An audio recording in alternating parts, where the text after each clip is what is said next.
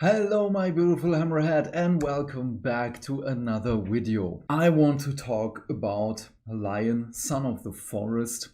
This is my second recording as I have accidentally deleted the first one and everything I worked on it. So this is going to be a rather fast one. The first one was erratic. I was so excited to talk about it and I am still excited to talk about it because what Mike Brooks gave us with Lionel Johnson and his story is just beautiful.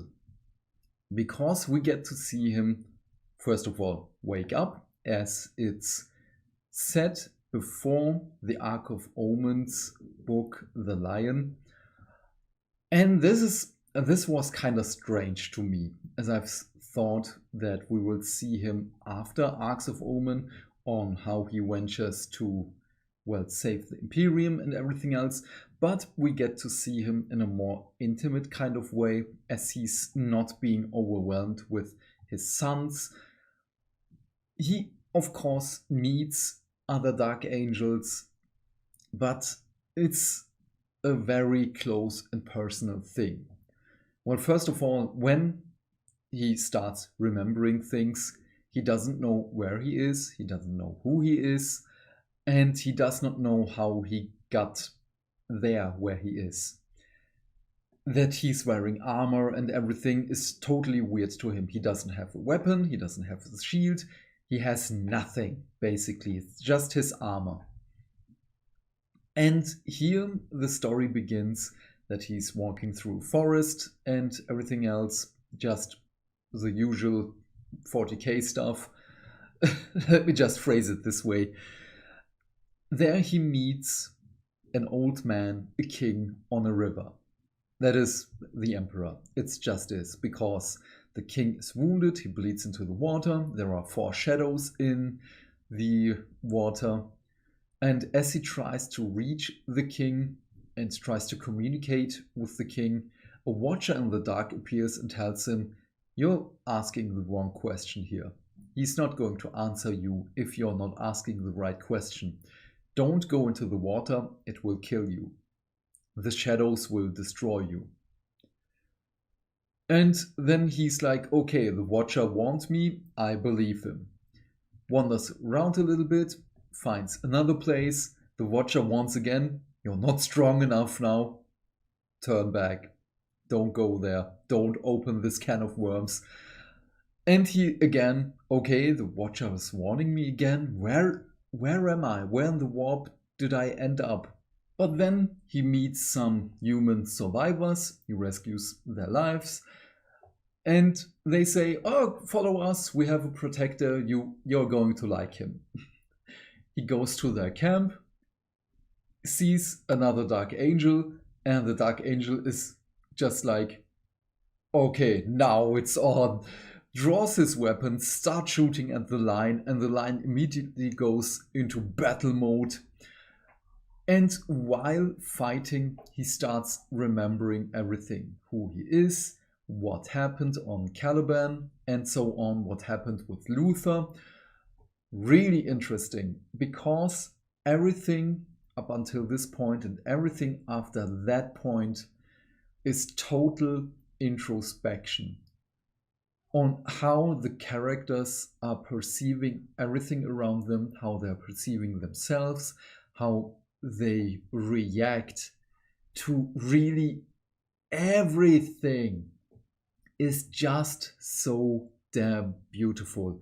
This whole story, the whole novel is just one big character development for every character involved. So of course Lion does not kill the Dark Angel, even though he started shooting first, even though it's a fallen. He does not know what a fallen is, of course. I mean, how could he? But so they start talking about it, on what happened on Caliban, and that both of them think that the other side is the traitor. And I love this so much. I already talked about it in another video where I thought that it is understandable but kind of stupid that the Dark Angels are going to such great lengths to hide their shame that there were traitors in their legion, as every legion had traitors and loyalists, that it wasn't as black and white, and it just irked me. I loved it, but it irked me. And here it starts with, okay, but not everyone on the traitor side was really a traitor, because the majority of them really did not know what's going to happen, what happened. The information that was fed them were lies, and yeah, well, on how they cope with these new informations. The beautiful thing is also that the whole discussion is ended with Zabriel is the name of the Dark Angel. He's been around for 400 years at this point. So he went into the warp, or rather was pulled into the warp, was spit out, came to, and 400 years are passed for him. How he views, first of all, his father, Line, it's just so beautiful. It's explained in one sentence. When he thinks, my father might be many things, but he's not a liar. End of discussion. As he knows, Lionel Johnson is basically just a tool, as they all are. And as much as there is deception or anything else, Lionel Johnson never lied to his sons. There is no further need for discussion, no further need for anything, animosities whatsoever. And so both of them are going on this quest of, we have to find other Dark Angels, we have to find the Imperium, as this place, of course, after the Great Rift has opened, the planet they're on is, well, isolated. And as he learns about the universe from Zabriel, it's just like, well, the humans, they're now revering the Emperor as a god. And Lionel Johnson, like Gilliman, is they're doing what now? Beautiful. I love this reaction. I want every loyalist Primarch to react that way, because not first of all it makes sense, but it's just funny. This is so great as they are, well, going around a little bit. There is a Chaos Warband, of course, and there is an argument to be made that you could exchange those for any other warband or any other enemy. I think not, as the other warband is, of course, again, fallen Dark Angels. Well, not all of them, but some of them. The leader is. And this is the dichotomy of Zabriel to the other guy. I already forgot his name because it's not really important. It's just the symbolism of the thing, of the fallen thing of the Dark Angels. So Zabriel has the greater impact for the story. And I love this, by the way, as he is also the chain that binds Lionel Johnson not only to the universe but to other Dark Angels, as he knows how to find other fallen, as he becomes the emissary of Lionel Johnson. He records his father saying things, oh, you have the option, you don't have to come with me, I forgive you, but please forgive me for doing wrong things, and so on. So many introspective things, and I love this. Can't believe me how infatuated I was with this novel. I was, most of the time I was like, this is so beautiful. You get to see the Fallen in a total different light, not only as these meme of traitors and every Dark Angel is a traitor, blah blah blah. It's really annoying. And here you get to see there are still loyalists. They try to survive this universe who hunts them. They try to survive their younger brothers, or how they are calling the new Dark Angels. instead of the legionaries, and how they are trying to stay away from those who really start to worship chaos and so on. It's great. I have only positive things to say about the whole adventure of Zabrael and Lionel Johnson. And of course, Brother Lion also has to prove himself to the fallen and now the redeemed, the risen. I love this so much. And yeah, I'm still in the process of I will paint some Dark Angels, because now with the new codex, with the new narrative, when they're picking this up, I will play Dark Angels. And probably with the next Loyalist Primarch, I'm going to pick this army as well. Because I just love my brothers. But this is another story. And here, this is also so beautiful. This book is split into 3 parts. In every part he gets one of his equipments. In part 1 he gets the sword. In part 2 he gets the shooting thingy. Because it's not important really what the weapon itself is, but how he gets it. And in part 3 he gets the shield. So the sword fealty, the plasma gun, and the Emperor's shield. Now we're going a little bit into spoiler territory, but the book at this point is almost 4 months out now.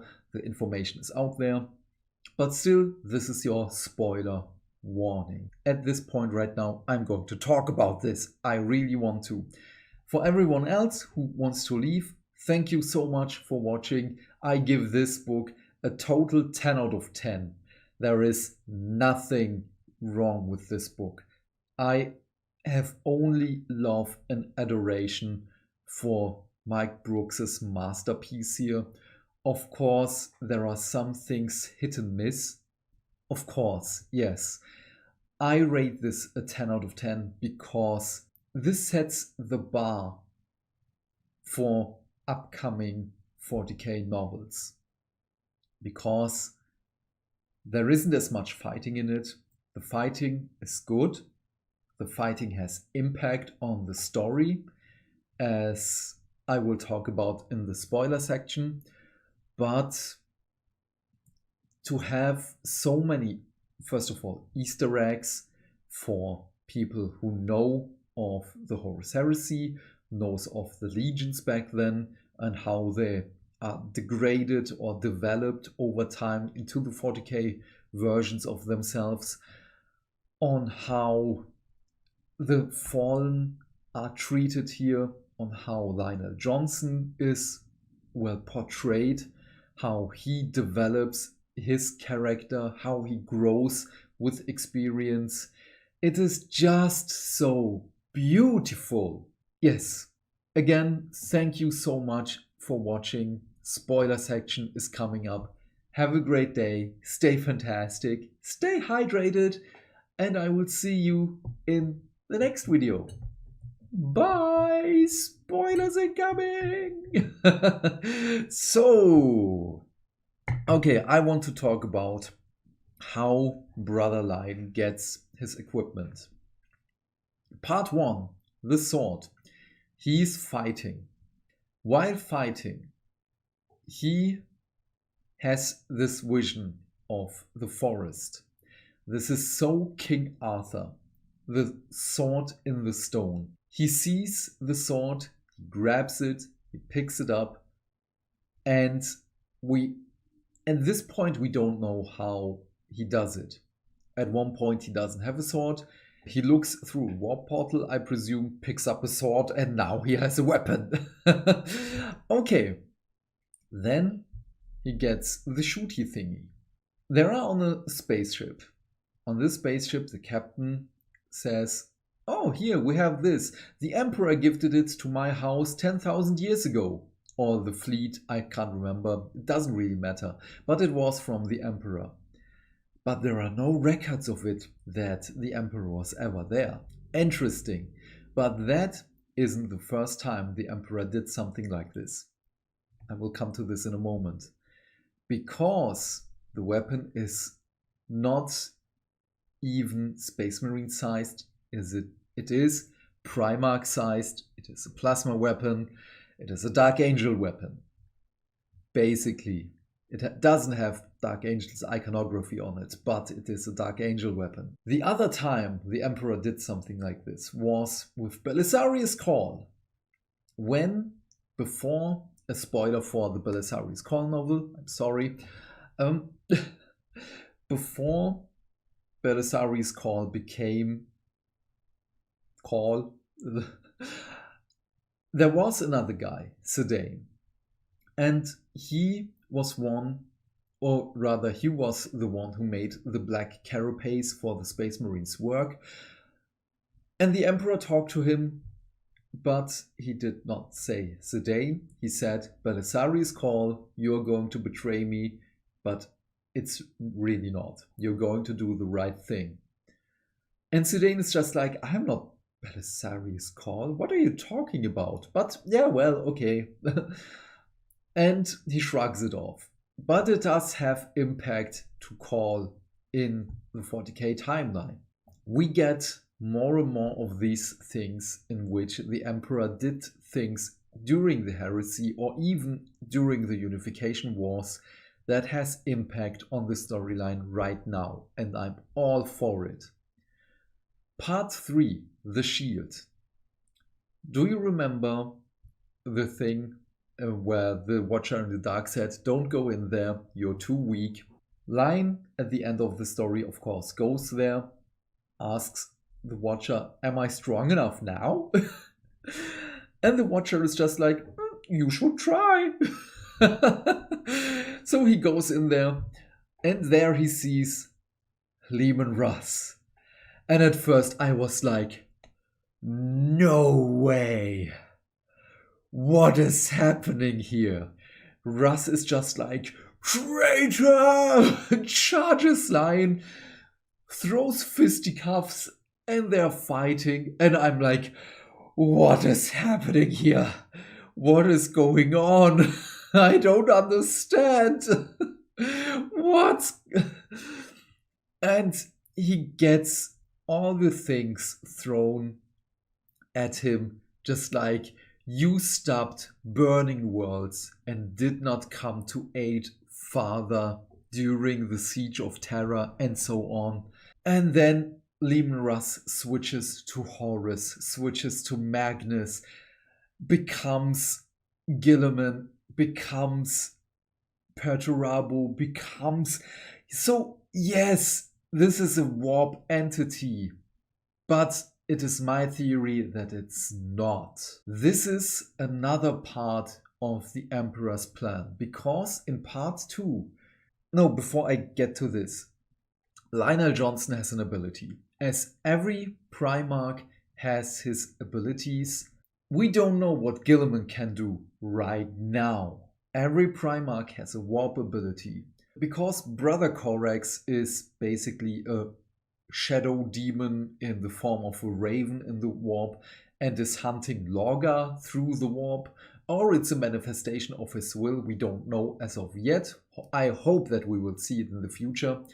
And Brother Lion can walk through a Caliban-esque forest, and we don't know how he does it as of yet, as he's still not aware on how he does it himself.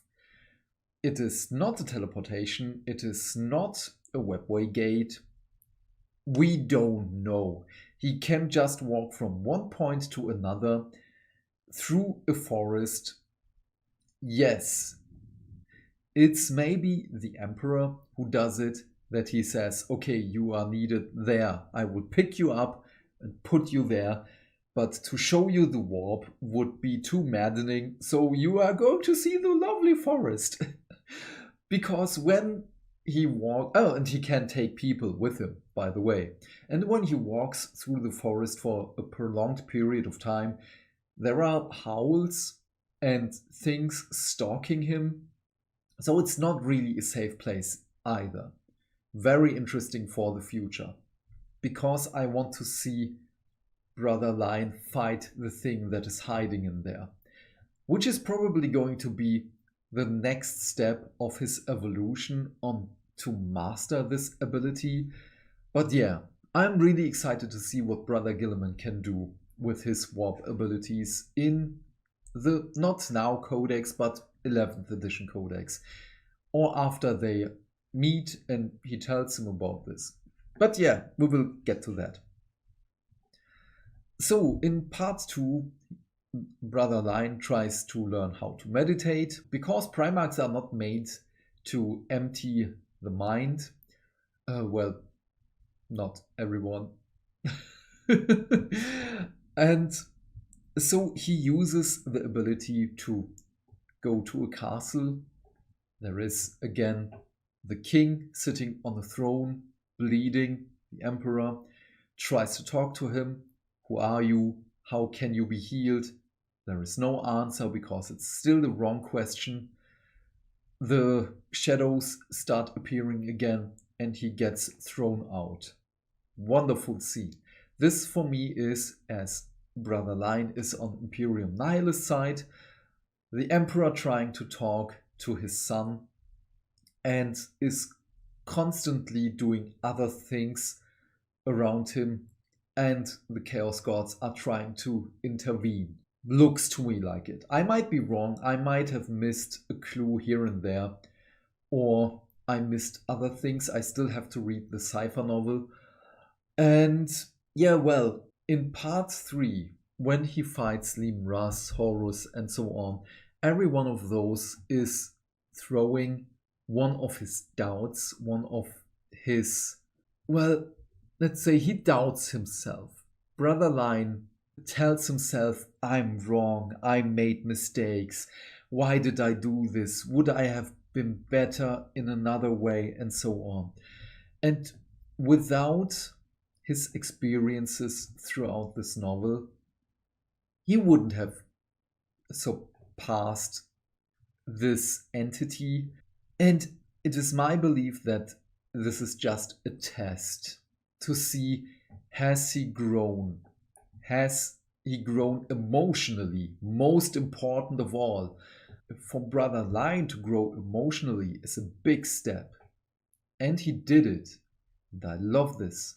And as a reward for on how he deals with experience, on how he deals with his doubts, on everything he thinks about his brothers, he gets the Emperor's Shield, which is beautiful. And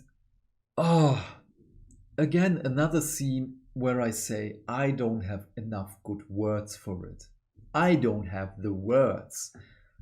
I can critique, but I'm too stupid to find things, because speaking and writing is not my first language.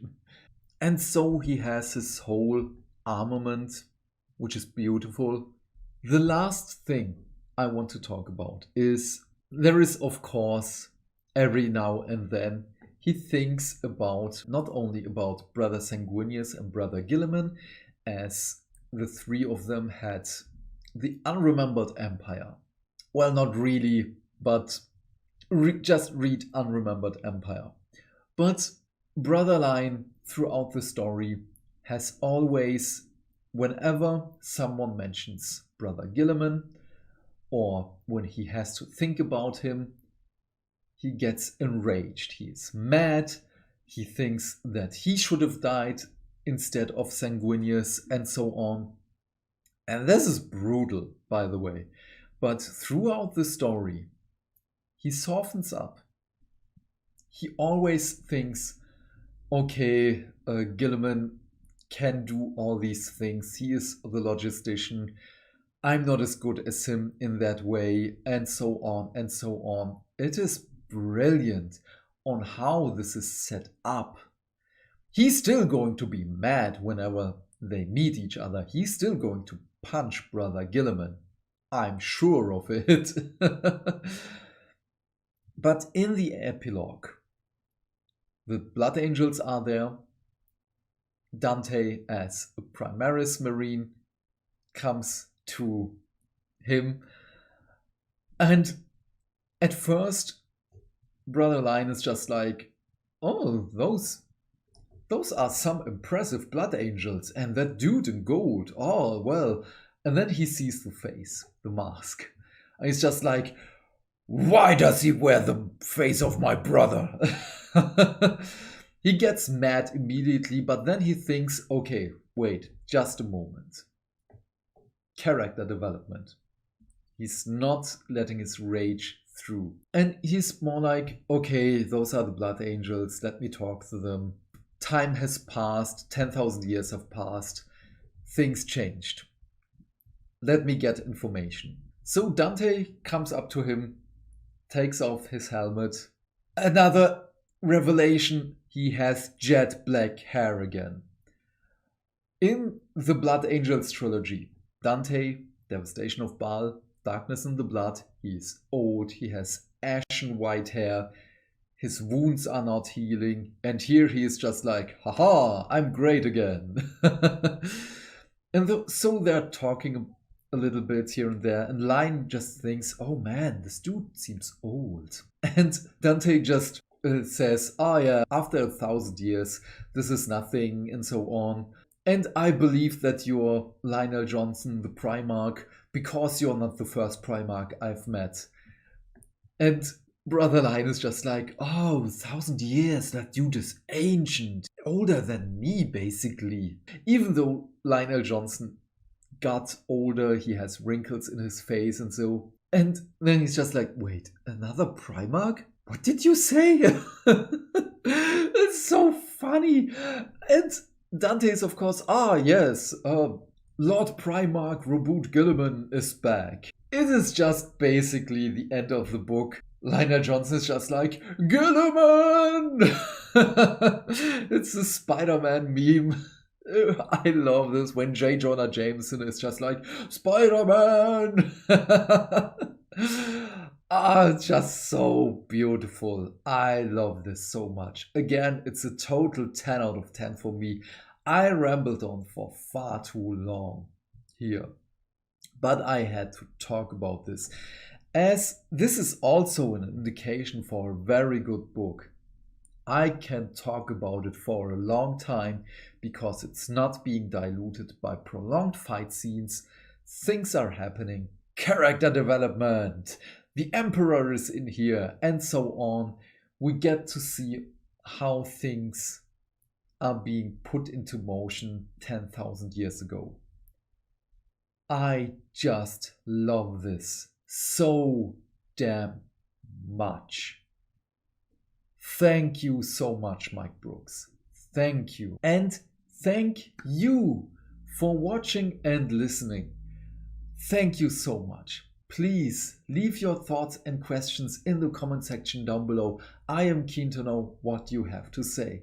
And while you're down there, do all the YouTube stuff because hitting buttons is fun. Why? Because so we can grow as a community, talk more Warhammer with each other. And yeah, have a great day, my friend. Stay fantastic. Stay hydrated. And I will see you in the next video. Bye!